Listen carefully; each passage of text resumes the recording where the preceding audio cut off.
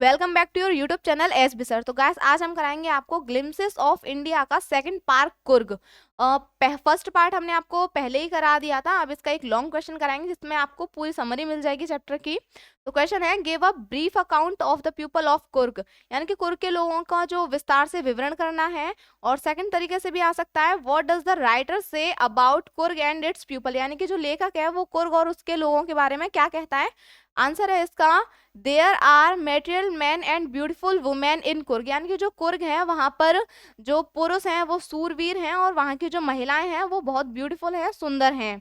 They are possible of Greek और Arabic descent, यानी कि वो जो मुख्यतः ग्रीक और अरेबिक हैं, सारे जो लोग हैं वहां के ग्रीक और अरेबिक हैं। A popular story says that a part of Alexander's army stayed back and married amongst the locals, यानी कि एक वहां पे उन लोगों में एक कहानी कही जाती है कि जो सिकंदर थे, सिकंदर की एक टुकड़ी आकर के वहां पर बस गई थी और उन्होंने वहीं की जो महिलाएं थी उनसे ही शादी कर ली थी।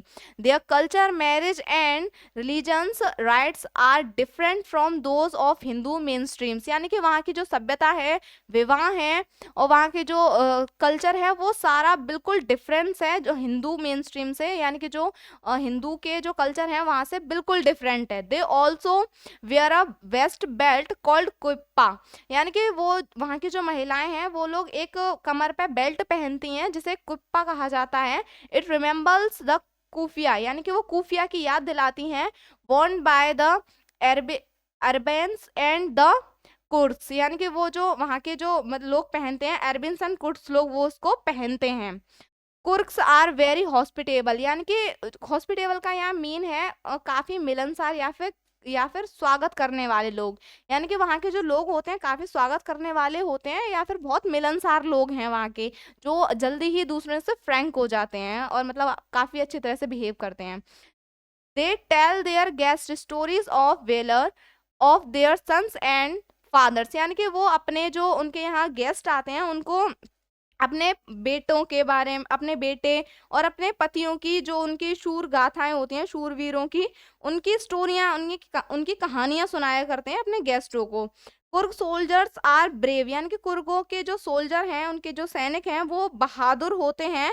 Coorg regiment is one of the most decorated one in the Indian army, यानी कि जो कुर्ग की रेजिमेंट है वो इंडियन आर्मी की सबसे डेकोरेटेड मतलब रेजिमेंट है, यानी कि सबसे अच्छी रेजिमेंट है।